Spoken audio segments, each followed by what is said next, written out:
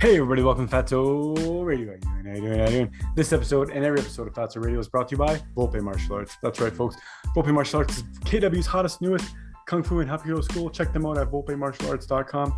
Folks, Friday the 13th. Nothing too spooky tonight, but I talk about COVID. I know a lot of people don't like to talk about COVID, but again, a lot of people do like to talk about COVID. I'm not here to shit on anybody, just some ideas that I have. Let me know what you think as well. fatsoradio@gmail.com. Thanks for the likes, thanks for your comments and your shares and everything, everybody. Talk about COVID, talk about freedom. Let's get into it. Fatso Radio. Thanks, everybody. Fatso, the really good podcast show. Fatso, our very first podcast show.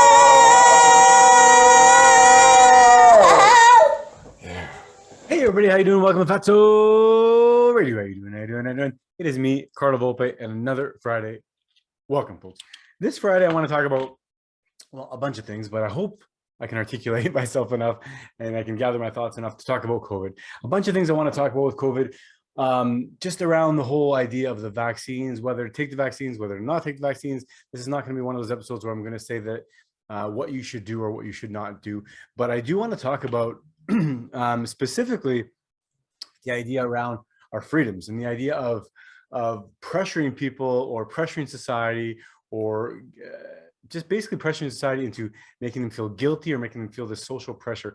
And I have a lot of thoughts about that. So first thing I want to start out by saying is I get it. COVID is real. I get it. People are dying. People are sick. People are losing loved ones.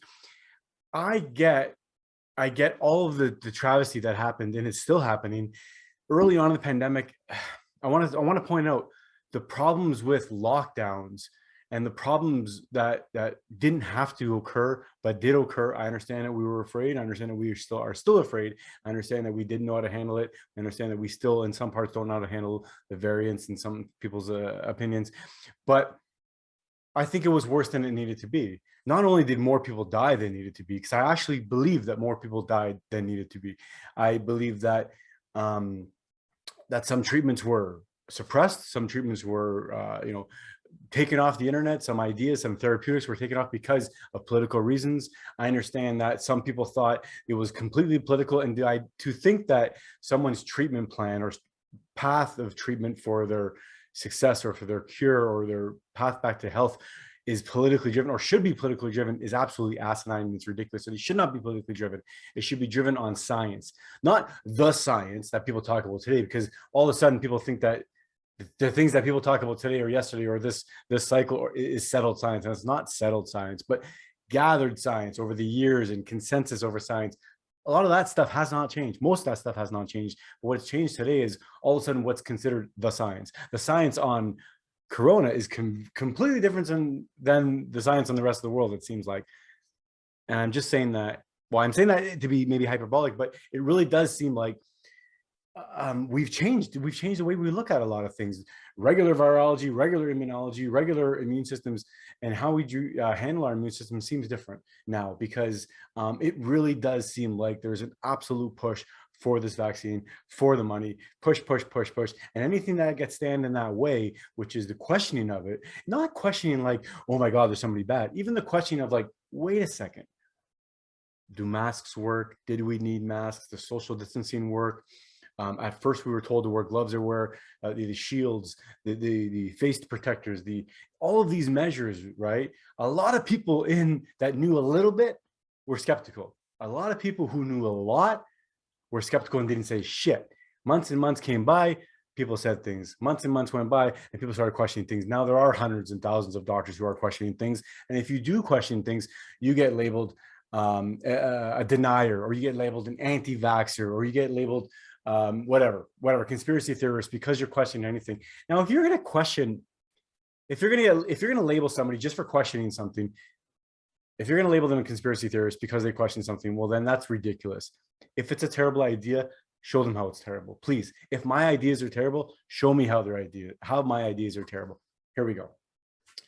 First of all, with the idea of vaccines versus not vaccines, here's my take. I'm not talking about the science. I'm not an expert in science. I'm not an expert in anything. And this episode, again, I'm not a doctor, folks. I'm not an expert in science, nutrition, or anything. I'm just an expert in being a human being, only in the area that so much that I can be in the light that I'm 42 years old, 43 the next week, and I try to examine things just like everybody else.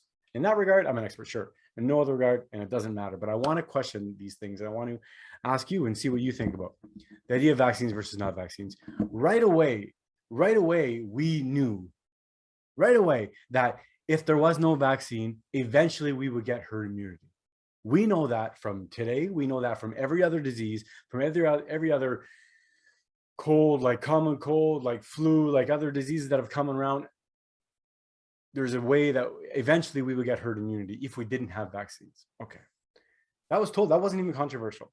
Then the vaccines came out, and during that time was the promise of vaccines. The promise of vaccines, those were very politically driven, right?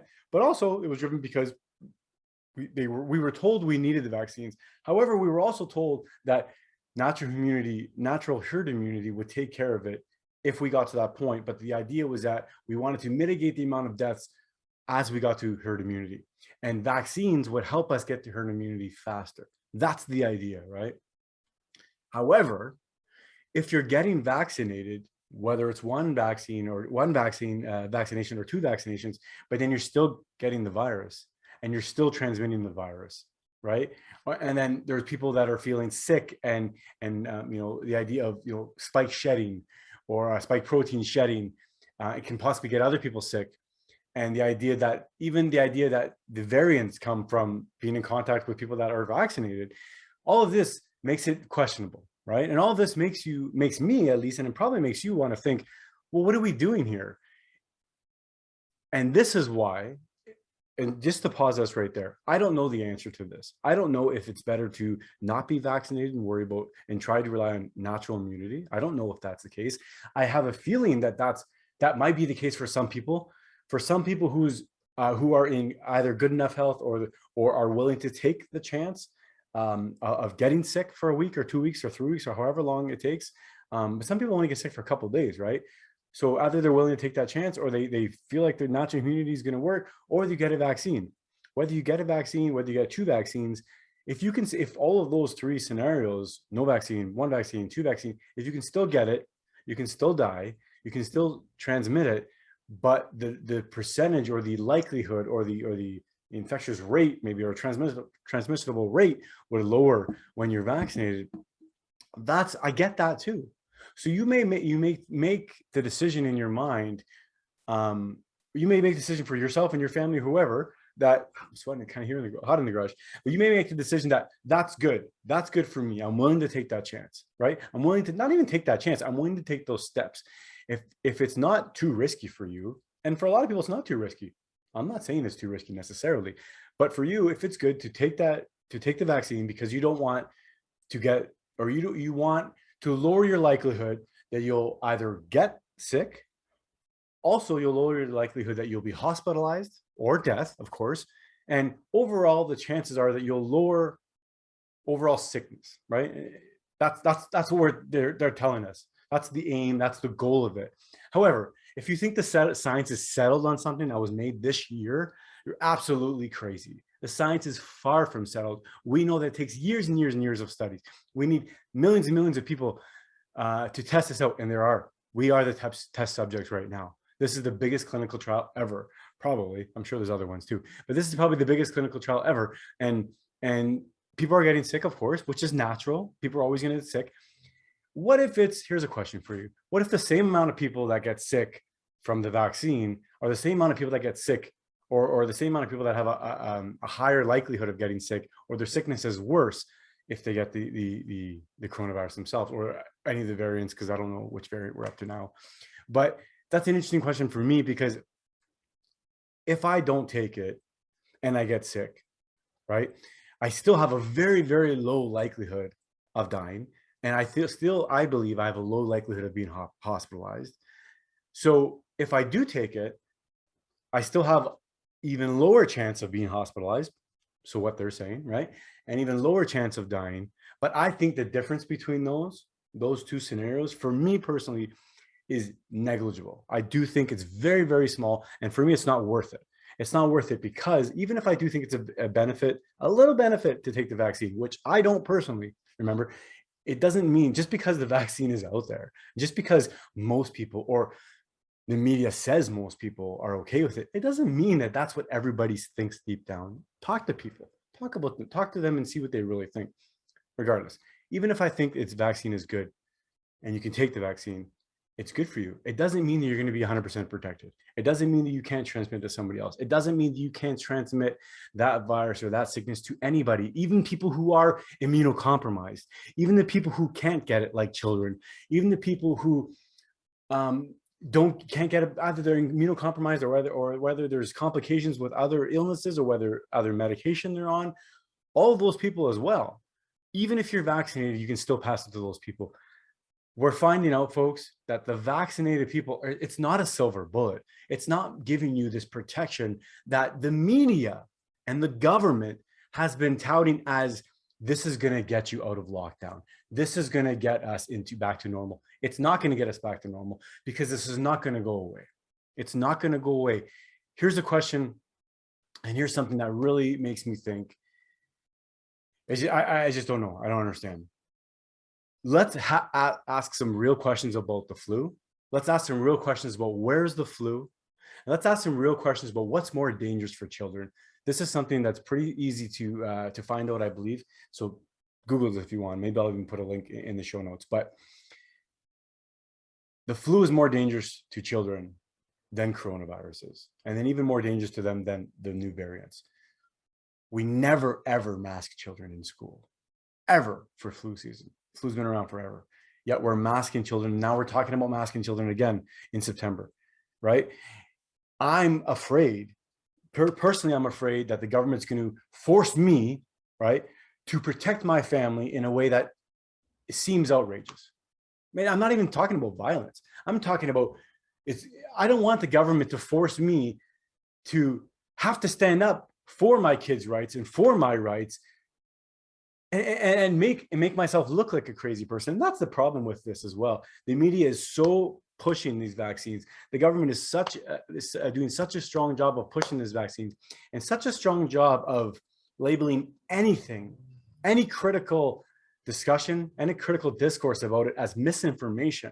They're doing such a great job of that it is turning neighbor against neighbor. It absolutely is. I feel pressure from my friends, my family. It's not too much pressure, because I can tell them take a hike, right? Take a hike. And my family and my friends, the people who love me the most, are the people that we can have real discussions with, completely disagree about certain things, and then still go on with our life. But these are discussions that aren't so simple, because these are discussions that are making people afraid about their future interactions. And this is the problem with what the government is doing. I really believe that the government is doing this, and I wish they didn't do it. I'm not trying to say the government as a whole, but the lockdowns and the fear propaganda has done this. It's made it so people are now saying, well, Joe or Frank or Jimmy and his family, if they're not vaccinated, I'm not sure if I'm going to be able to hang out with them. I don't even know if this is your scenario, but this absolutely 100% will be a scenario, can be a scenario. I bet you it's a scenario right now. And here's a couple of things that I have questions about when people are talking about, or people are worried about vaccines. Again, get vaccinated if you want to get vaccinated. Absolutely. I'm never going to tell anybody to not get vaccinated when you want to. Why would I do that? I'm about freedom. I'm about personal liberty. I'm about the choice. You have the choice for your own health, your own personal choices, your medical information, your nutrition. You're free to put what you want in your mouth. You're free to put what you want on your skin. You're free to do what you want in your own house, behind closed doors, in private. Why shouldn't you be free to handle your own medical situation the same way? It's like saying everybody now has to take Lipitor for their cholesterol. Even if you don't have a cholesterol problem, studies have shown it helps with cholesterol. Meanwhile, 20 years later, we're realizing the fucking mess that Lipitor and all these cholesterol medication is causing. So don't get us started, or don't get me started, there's a few of us in here. Don't get me started on the idea that the science is settled. It's never settled. It's never settled. It's never settled. So where was it? I don't even know what I was talking about, but children, what happens when your child, what happens when something else changes and they want to mandate something else? I don't get it, folks. I don't understand how I do understand. Okay.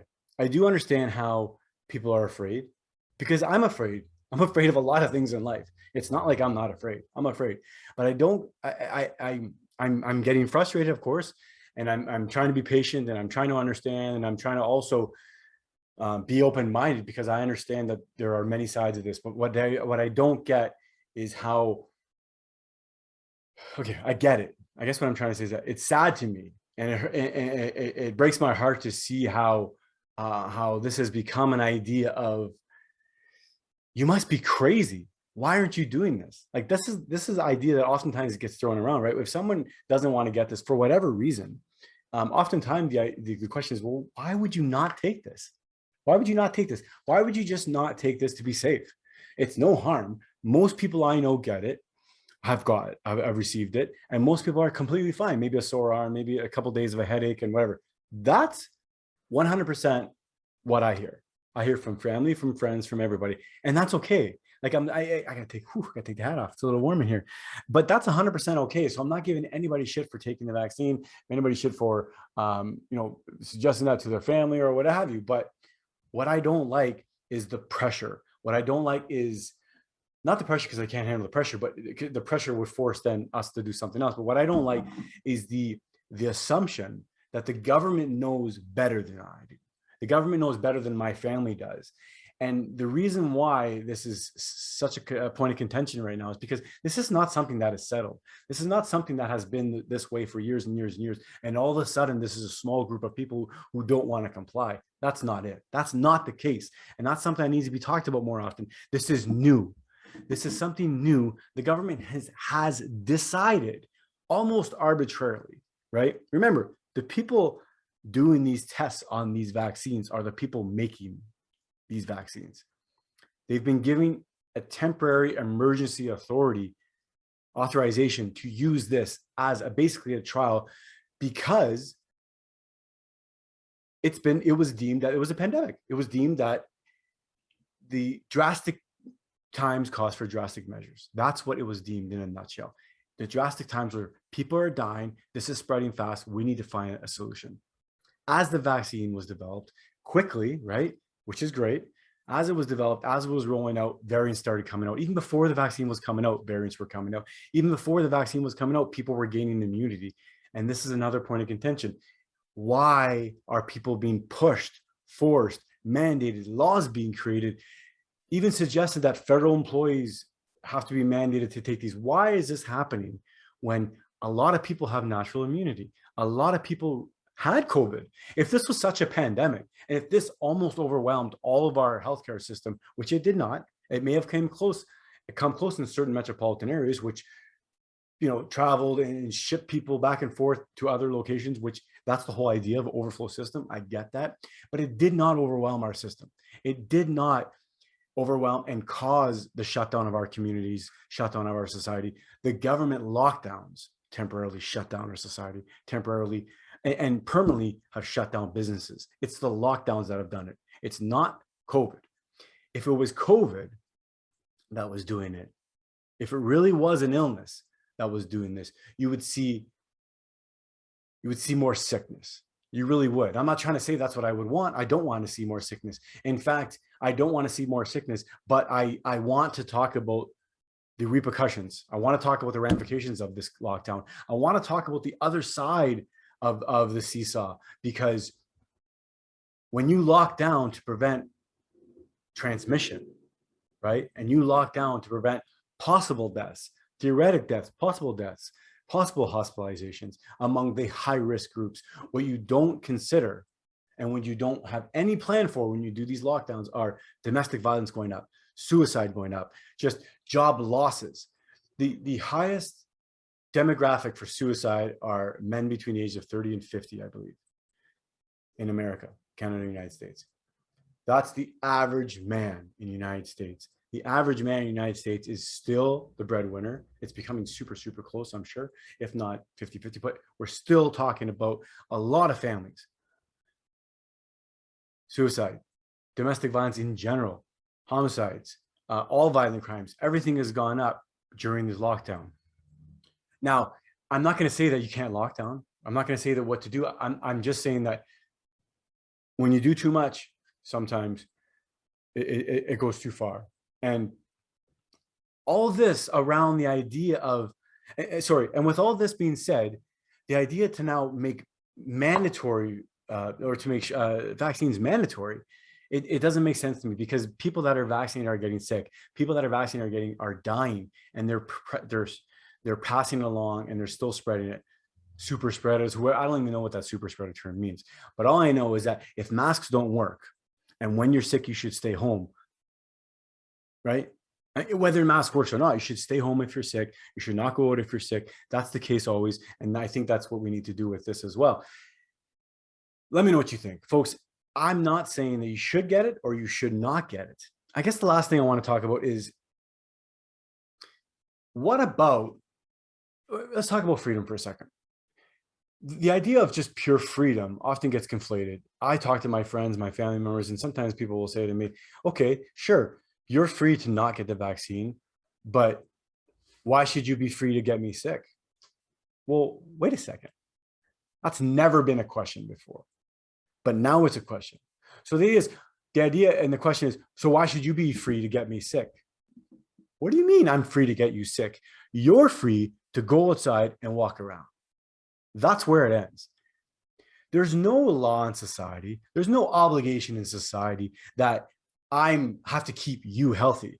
Now, that being said, there are some general guidelines, some general etiquettes that people do follow, and we should continue to follow, like washing your hands, sneezing in your hands, sneezing in your elbow, sneezing in your handkerchief, staying home when you're sick. That is responsibility. And that is about personal responsibility. That's the kind of social responsibility that you should have. And that's okay to impose on other people. That's the kind of responsibility that we impose on communities and tribes and families and friendships. And that's the kind of responsibility I think is okay.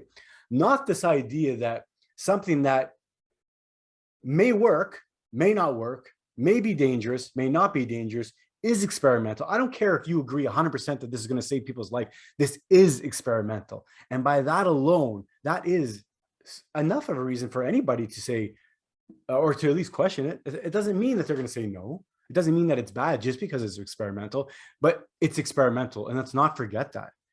Every drug that's experimental goes through weeks and months and years of tests, and then they realize they have to change it or have to tweak it. Almost half, probably more than half, I think it was like 70% of the drugs that's ever entered to the market have been pulled off of the market. This is going to be a magical drug, a magical vaccine, which is not even a vaccine. Let's be honest, folks. Even if it's good, even if it's great, even if it's going to save millions of lives, it's not a vaccine. So we should not call it a vaccine. Anyway, if this shot or these shots are going to save people's life, that's great. But we should not make it mandatory. We should not make it mandatory. We don't make condoms mandatory. We don't make a lot of things mandatory, because a lot of things are about personal decision. A lot of things are about the interaction between two people and dynamics. And a lot of things depend on societies working together and the trust of our medical experts. That's the other thing, folks. During this time, I've never seen a time in the medical terms, at least. It's close. I feel very close to this and the whole fat and the sugar and the whole, eat fruit and vegetables all the time and meat's bad. It's very similar in that regard. But this is a time where I can't believe how much of a push for something that is just unproven. This to me is not like the fat push. This is not like the vegetable push, the Fatso radio. This is what I'm talking about. This is not like that, because people have proven to themselves, to others, by changing their diet, by not listening to the Canada Food Guide, the American Food Guide, they've changed their lives. I'm not equating that to this, folks, but I'm comparing a lot of the things to this. A lot of the idea of not questioning the science, not questioning the standard, the norm. That happens a lot, folks. No one likes it when we question the standard. No one likes when we question the norm. There's a lot of money at risk here, folks. So I guess what I want to say at the end of the day is, it is about your freedom. I care about freedoms. I care about your freedom to make your own choice. That doesn't mean making a bad choice. And I think oftentimes people hear that message. You say, well, why would you not want to do that? So are you saying that you want the personal freedom to make bad decisions and not take drugs and not take medicine if you need it, not have the surgery? Yeah, I want the freedom to do that. I'm not going to do that. I'm not going to ignore medical advice when it's good advice. I'm not going to ignore medical advice when I don't know any better either. That's a thing as well. Why are we suspending critical thinking? Why are we suspending logical thinking about washing your hands? The fact that viruses are the smallest things around in the environment and they don't get blocked by the average mask out there. Everybody knows that now, but it's still given a pass because if you sneeze or if you spew or if you have moisture, any kind of mask helps. Okay, that fact that any kind of mask helps when you spit or cough or whatever, it helps droplets. That helps for droplets. What about regular breathing? Every other minute when you're not sneezing and you're not spitting, it's not helping you. So take it where you, I mean, it's better than nothing, of course. It's better than nothing. And if you are going to come back to me with saying it's better than nothing, yes, it's better than nothing, but it's more drastic as well, right? And who knows if it's damaging. We're not even talking about masks anymore. I'm talking about the vaccine passports again. Vaccine passports, folks. If any country is going to need a vaccine passport to travel to another country, I think that's a mistake. I'm not surprised to see it. I really hope that they don't make these vaccines mandatory in Canada, in the United States. You're going to have a lot of people fighting it. I'm going to fight it as well. Again, even if I took the vaccine, even if I wanted 2, 3, 4, 50 doses of it, I would still be against making it mandatory. I would still be against making anybody take this shot, even if I have close family members, close friends that don't want to take it, because if I think they're crazy, if I think they're idiots, if I think they're killing themselves or potentially killing themselves, I still would not force them to take it. I see people making decisions every single day. You do as well. We all see people making decisions and doing things in their life that are bad for them. Why don't we say anything? Some people do, and some people get labeled as people that are just loudmouths and want to have a podcast. I guess that's what this is about, folks. Another Friday. What is it? August 13th. Oh my goodness, folks. Friday 13th. It's like a lucky day here. Friday 13th. My birthday's coming up in 5 days, folks. 5 days, folks. August 18th. That's next Wednesday. Thanks for listening to Fatso Radio. This is episode number 132, I believe. Just want to talk about freedom. Just want to talk about the idea of vaccines. Again, I'm not saying they're bad. I'm not saying they're good. I'm banging the drum about personal freedom. We need to talk about that. If it's good idea, great.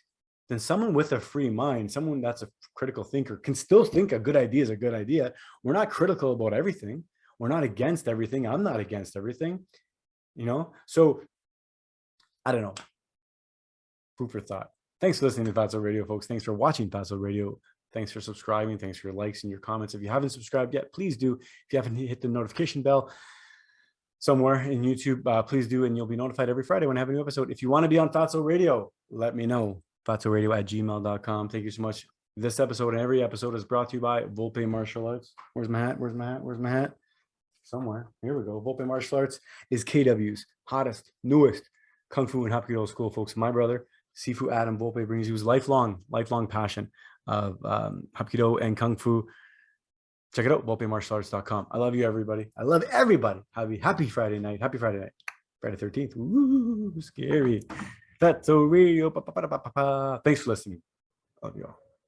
Let's say bye to everybody. And we'll say thanks for listening. Say thanks for listening. Thanks for listening. Bye-bye. Fatso Radio, the really great podcast show.